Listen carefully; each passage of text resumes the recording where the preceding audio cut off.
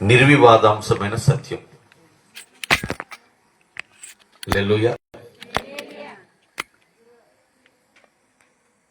చిన్నప్పుడు ఒక కథ చెప్పేవాళ్ళు. పిల్లలు అన్నం తినపోతే ములక్కాయంత ముసలం ఉంది. అనగనగనగనగా ఊర్లో ములక్కాయంత ముసలం ఉంది. ఉల్లిపాయంత ఉంగరాన్ని, అంతేనా? బంగాళదుంప అంత బంగారమా, ఉల్లిపాయంత ఉంగరమా తీసుకెళ్లి బీరకాయంత బీరువాలో పెట్టి తాటికాయంత తాళం వేసిందట ముసలం. అప్పుడు దొండకాయంత దొంగోడు వచ్చాడట, తాటికాయంత తాళాన్ని కాకరకాయంత కత్తితో పగలగొట్టి ఉల్లిపాయంత ఉంగరాన్ని పట్టుకుని పారిపోతే ములక్కాయంత ముసలమ్మ టమాటా అంత లేకపోతే పొట్లకాయంత పోలీసు ఫోన్ చేసి, పొట్లకాయంత పోలీసు టమాటా అంత టోపీ పెట్టుకుని లవంగాయంత లాఠీ పట్టుకుని జీలకర్ర అంత జీవి వేసుకుని దొండకాయంత దొంగను పట్టుకోవడం కోసం బయలుదేరాడు అని పిల్లలకి అట్ట అన్నం తినిపించేవాళ్ళు పెద్దవాళ్ళు. అంటే అనగనగనగనగనగా ఒక ఊరిలో ములక్కాయంత ముసలమ్మని ప్రారంభించేవాళ్ళు. అంటే అది వాస్తవంగా జరిగింది కాదు. అనగా అనగా అనగా అనగా అంటే వాళ్ళన్నది వీళ్ళన్నారు, వీళ్ళన్నది వీళ్ళన్నారు, వీళ్ళన్నది వీళ్ళన్నారు. అక్కడికి ఏమైందంటే అనగనగా అయింది. అది వాస్తవంగా జరిగింది కాదు. కానీ పరిశుద్ధ గ్రంథమైన బైబిల్ గ్రంథం అలా కాదు. వాళ్ళన్నది వీళ్ళన్నది కాదు, దేవుడు అన్నది. దేవునికి స్తోత్రం. సున్నైనా పొల్లైనా ఎప్పుడు ఇంతవరకు తప్పిపోలేదు, తప్పిపోయేది కాదు.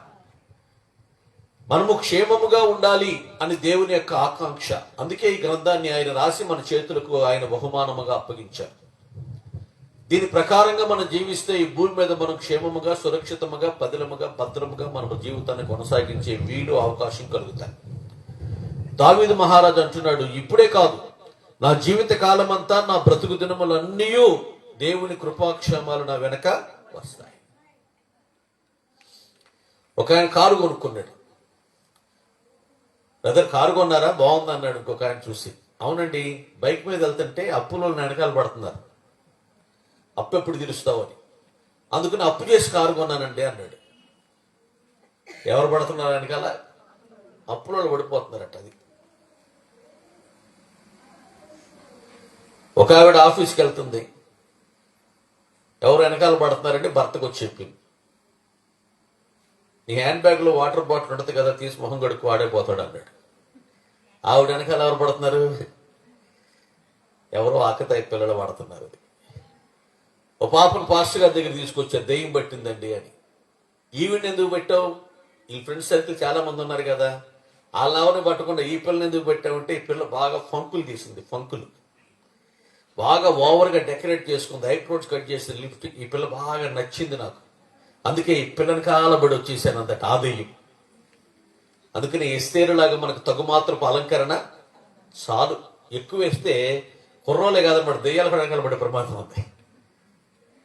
ఎవరెవరు వెనకాలో ఎవరెవరో పడుతున్నారు, అది సంగతి. ఏదైనా కొత్త ఊరు వెళ్ళాం అనుకోండి, కుక్కలు వెనకాల పడతాయి. బస్ స్టాండ్కి వెళ్ళాం అనుకోండి, మా ఆటో ఎక్కమని ఆటో వెనకాల పడే అవకాశం ఉంటుంది.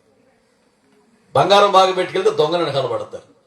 దావీదు మహారాజు అన్నాడు, నా వెనుక మాత్రం దేవుని కృపాక్షేమాలు పడుతున్నాయి. దేవునికి స్తోత్ర. ఎవరి వెనకాల ఏం పడుతున్నాయో, ఎవరి వెనకాల ఎవరు వెళ్తున్నారో నాకు తెలియదు, కానీ నా వెనుక మాత్రం దేవుని కృపాక్షేమాలు ఒక నీడలాగా నా వెనక వచ్చేస్తున్నాయి అని దావీదు చెప్తూ అన్నాడు. ఇప్పుడే కాదు, నా జీవిత కాలం అంతా వస్తాయి.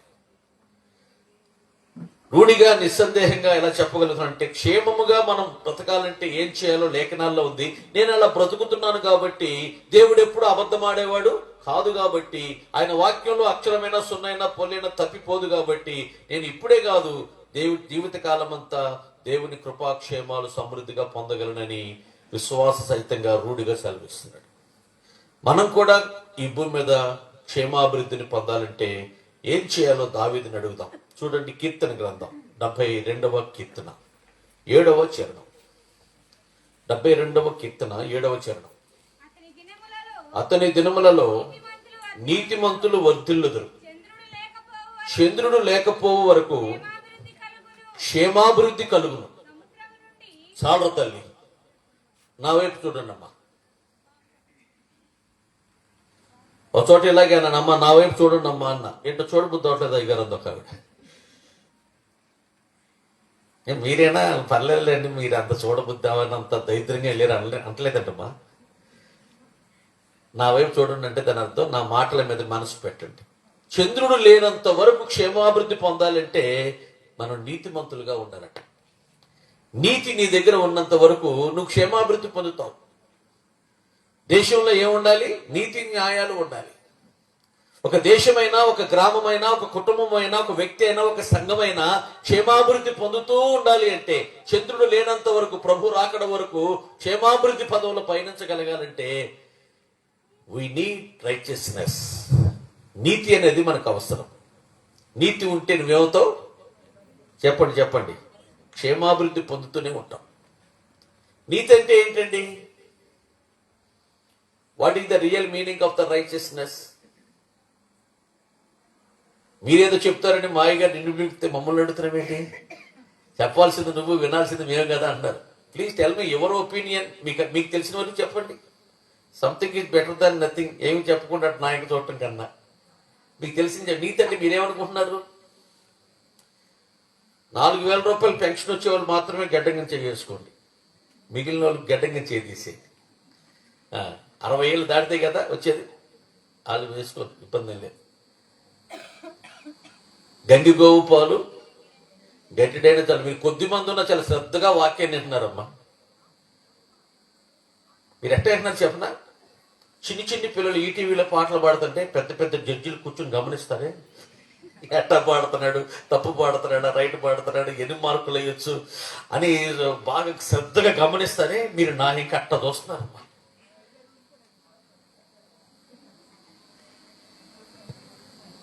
అమ్మా వెనకాల వాళ్ళకి నా మాటలు అర్థమవుతున్నాయి అమ్మా? అర్థమవుతున్నాయి వాళ్ళు చేయకండి. షర్మిలా గారిలో కూపారమ్మా.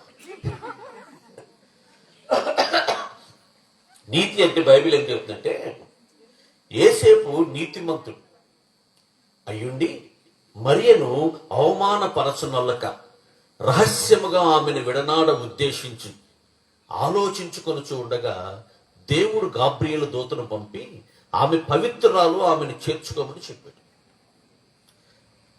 అవమానపరచల పనికి మాలిందానా, ఎక్కడ నువ్వు కాని పని చేశావు?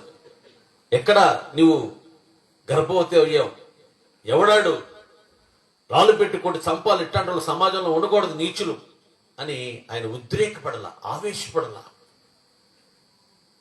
నీతిమంతులు ఎలా ఉంటారో బైబిల్ చెప్తుంది. అమ్మా,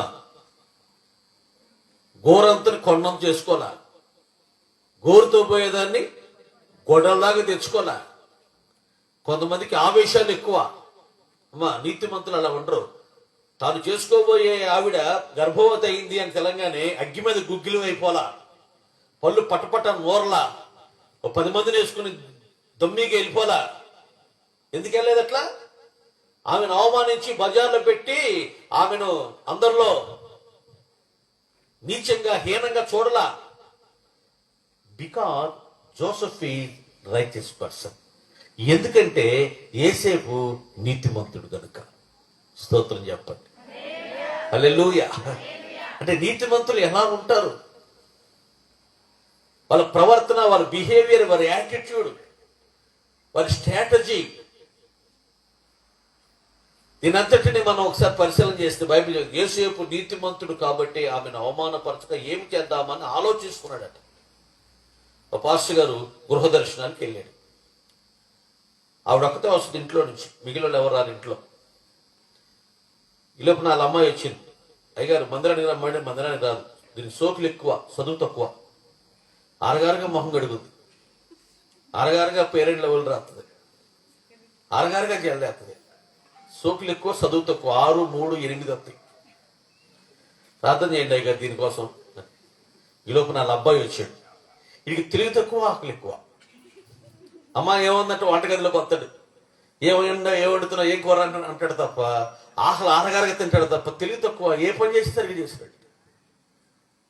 వీడి కోసం ప్రార్థన చేయమని. ఈ లోపల లాయన వచ్చాడు. ఈయన కోపం ఎక్కువ, ఓర్పు తక్కువ. ముక్కు మీద ఉండతాయి, దుమ్ముతుమ్ములు ఆడిపోతాయి.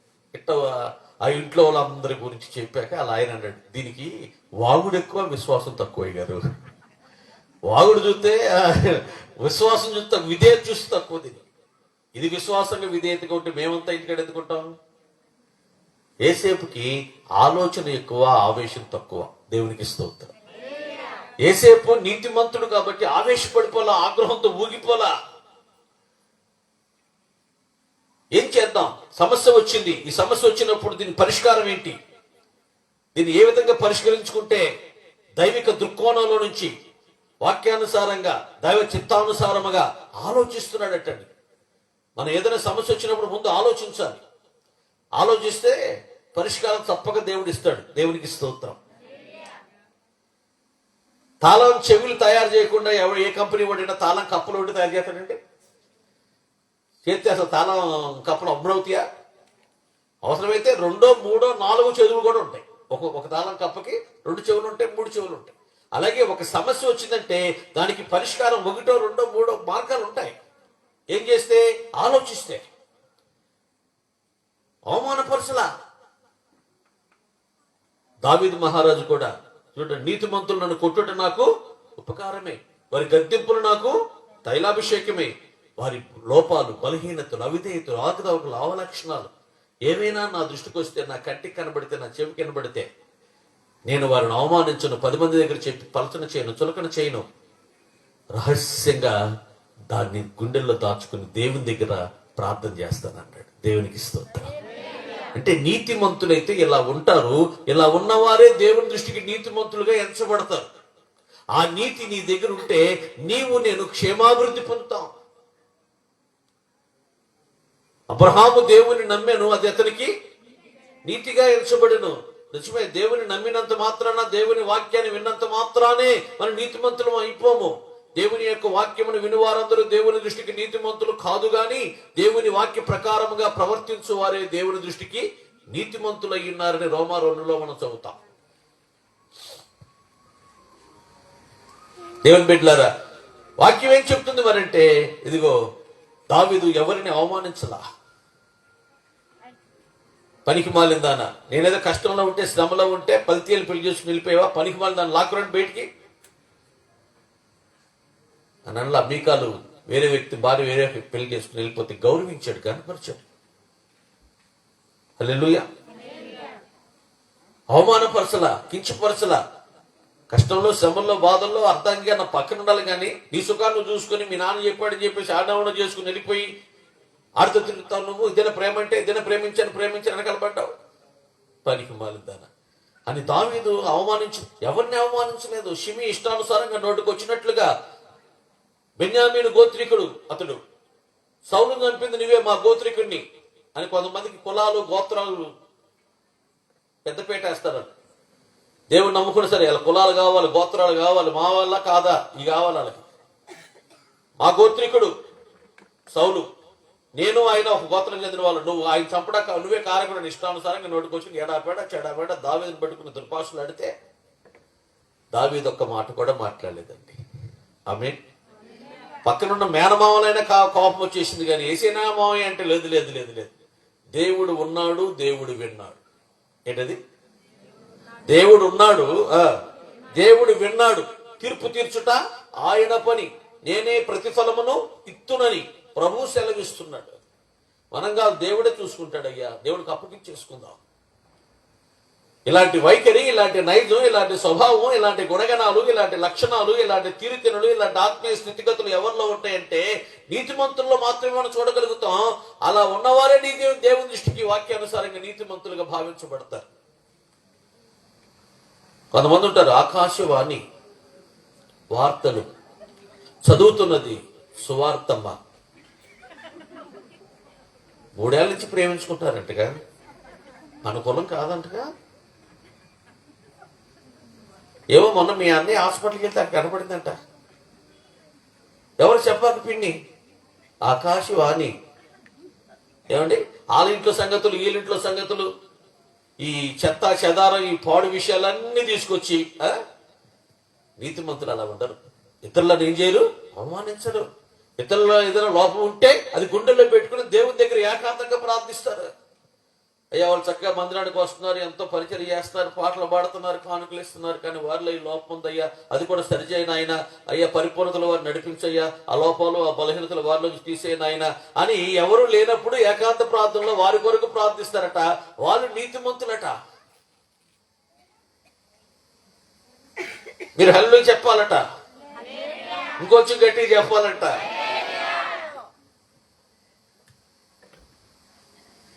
కొన్ని చోట్లకి వెళ్తే కళ్ళప్పుడు పేనం బేనులో కూర్చుంటారు, మీరు చాలా హుషారుగా కూర్చొని కొరమేళ్ళ కొట్టుకుంటున్నారు. అట్లాగే ఉండాలి. చూసినమ్మంటే కాల్చి వచ్చే రకాల్లాగా ఉండాలి. ఎబ్రీ స్త్రీలు సురికైన వారు, రోగం వచ్చిన కోళ్ళు మునగ తీసుకుంటే అట్లా మునగ తీసి కూర్చున్న కొన్ని సంఘాలకు వెళ్తే మీరు మాత్రం అట్లా లేరమ్మా, హుషారుగా ఉన్నారు మీరు. ప్రభు రాకడ వరకు ఇలాగే ఉందరుగాక.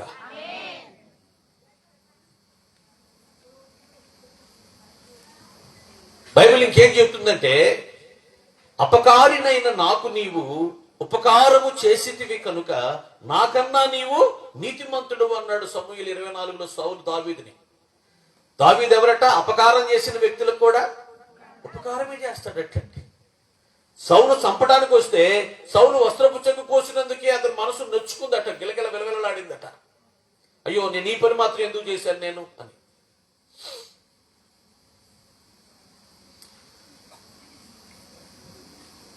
భయంకరమైనటువంటి తిట్లు తిడుతూ మీదకి వస్తే దేవుడు నీ పాప నువ్వే పోతావు అని ఒక మాట అందట. దానికోసం ఆవిడ 3 రోజులు ఉపవాసం ఉన్నాను. అసలు ఆ మాట నేను ఎందుకని, అదే తప్పు కదయ్యా. ఆవిడ ఒక్క మాట అనలా, ఆవిడ చాలా తిట్టింది, మీద కొడతా కూడా వచ్చింది, అయినా నేను ఒక్క మాట కూడా అనలా. ఒక్క మాట అయినా ఆ మాట కూడా తప్పే కదయ్యా. ఏమో నేను తప్పు చేస్తే నాది, లేదనుకో నీ పాప నువ్వే పోతావు అని ఒక మాట అనేసి లోపలికి వెళ్ళి తప్పేసుకున్నాను అయ్యా. అంటే ఆ మాట కూడా నేను మాట్లాడకుండా ఉండాల్సింది కదా అని ఆమె 3 రోజులు ఉపవాసం ఉండి గిలగిల్ల మనసు కొట్టుకుందండి. ఆమె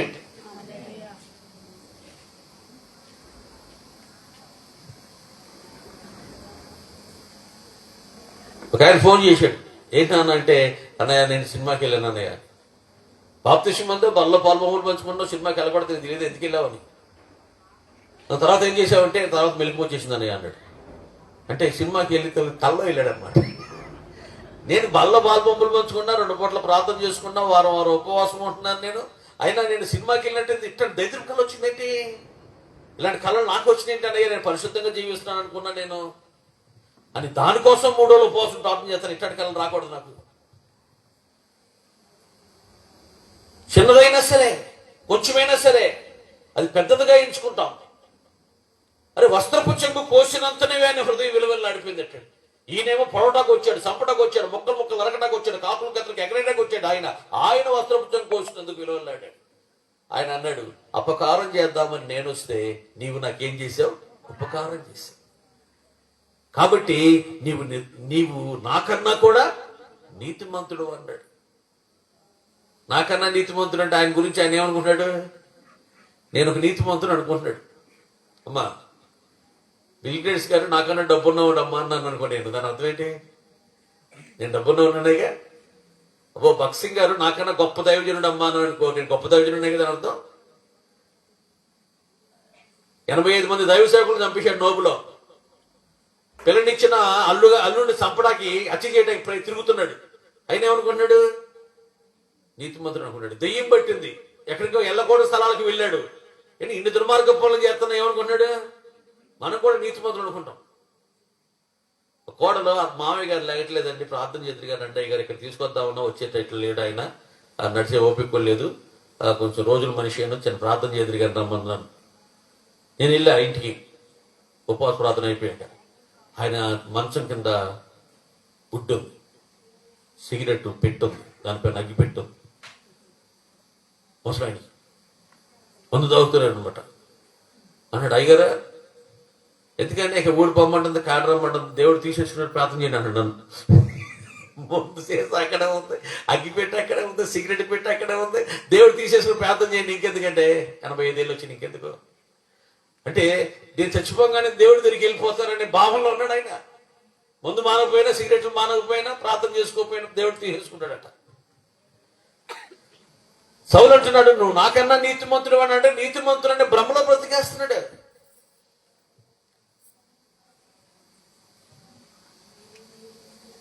అపకారము చేసిన వ్యక్తులకు కూడా చూడండి, స్టేన్స్ గ్రహం గారి భార్య తన భర్త, 2 పిల్లలు, తిమోతి, ఫిలిప్ అనే 2 పిల్లలు, దారాసింగ్ 3 చంపేశాడు ఒరిస్సాలో. సువార్త ప్రకటించి వస్తుంటే జీపుకి నిప్పండిచ్చేసి ముగ్గురిని సజీవ సమాధి చేసేస్తే ఆవిడ్ని బీబీసీ ఛానల్ వారు అడిగారు, అమ్మా మీ భర్తని పిల్లలు ఇద్దరు చంపేశాడు దారాసింగ్ 30 మంది అనుచరులు వెంట పెట్టుకుని వెళ్ళి, మరి ఎలాంటి శిక్ష పడాలని మీరు కోర్టులో అనుకుంటున్నారంటే, దారాసింగ్ చేసిన దానికి నాకేం కోపం లేదు, కానీ ప్రభుత్వం కూడా అతను క్షమించి విడిచిపెట్టమని మీ ఛానల్ ద్వారా ప్రభుత్వానికి విజ్ఞప్తి చేస్తున్నాను, అతను కూడా నా బిడ్డగానే ఎంచుకుంటున్నాను అందండి. ఎలా ఎలా అనగలిగింది ఆ మాట? భర్తని ఇద్దరు పిల్లల్ని మతోన్మాదంతో కళ్ళు పూడుకుపోయి ఏ హాని చేయకపోయిన నిర్హేతుకంగా చంపేస్తే ఏమో దారాసింగ్ శిక్ష పడొద్దు, అతను విడుదల చేసేసేయండి, ప్రభుత్వానికి విజ్ఞప్తి చేస్తున్నానని స్టేట్స్ గ్రహం గారి భార్య అన్నప్పుడు అండి ముక్కును వేలేసుకుంది ప్రపంచం. బీపీ ఛానల్ వారు చూస్తున్నప్పుడు ఆ లైవ్ ప్రోగ్రామ్ ఎలా చెప్పగలిగింది మహాతల్లి? ఏంటి భర్తని ఇద్దరు పిల్లలు పట్టు పెట్టుకున్న వాడిని విడిచిపెట్టేస్తావా? శిక్ష పడకూడదా? క్షమించేయాలా?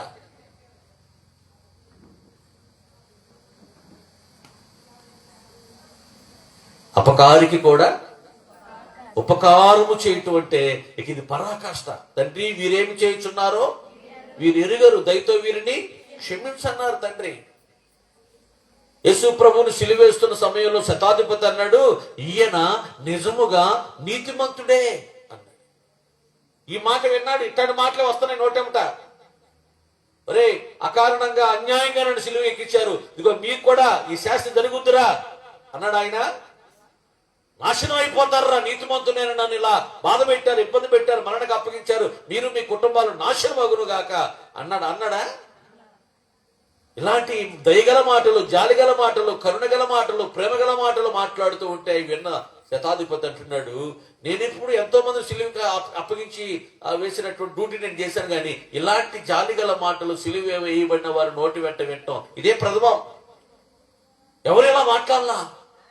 ఇలాంటి మాటలు ఈయన నోటి వెంట వస్తున్నాయి అంటే గుర్తుపట్టేశాడు, ఈయన నిజముగా నీతిమంతుడు. అమ్మా కటే తల్లి,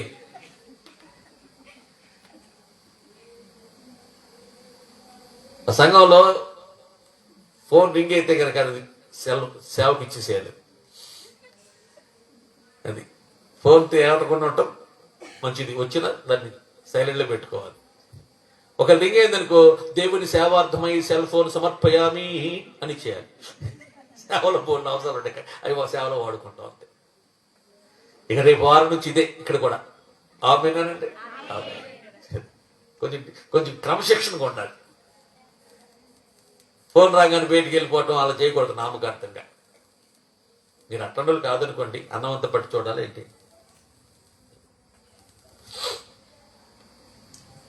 ఏం చెప్తున్నాను? అపకారికి కూడా ఉపకారము చేసే ఆ స్థాయికి, ఆ స్థితికి, ఆత్మీయమైన మెట్టుకు నువ్వు చేరుకున్న రోజున అప్పుడు నీవేమవుతావు అంటే నువ్వు దేవుని దృష్టికి నీతిమంతుడిగా ఎంచబడతావు. అది బైబిల్ చెప్తున్న నీతి. శాస్త్రుల నీతి కన్నా, పరిచయుల నీతి కన్నా మీ నీతి అధికమైన నీతి కాని యెడల పరలోక రాజ్యములో మీకు ప్రవేశం లేదని యేసుక్రీస్తు ప్రభువారు స్వయంగా చెప్పారు.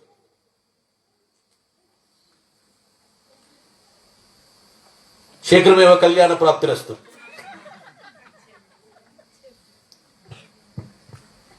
నీకన్నా తెల్లగా ఉన్న పిల్ల నీకు వచ్చును గాక. తొలకొలకంలో నవ్వుకుంటున్నాడు, ఓ పుష్పుష్పుష్కంలో నవ్వుకున్నాడు. ఈ రాత్రి నిద్రపోడు చందు అయ్యగారు నన్ను దీవించి వెళ్ళిపోయాడు. అందులో మళ్ళీ ఎట్టగొట్ట పెళ్ళం కాదుగా, నాకన్నా తెల్లటి పిల్లం, నీకన్నా భక్తి గల పిల్లం, నీకన్నా సేవకులు ఎక్కువ పరిచయం చేసే పిల్లం దేవునికి దయచేయను గాక.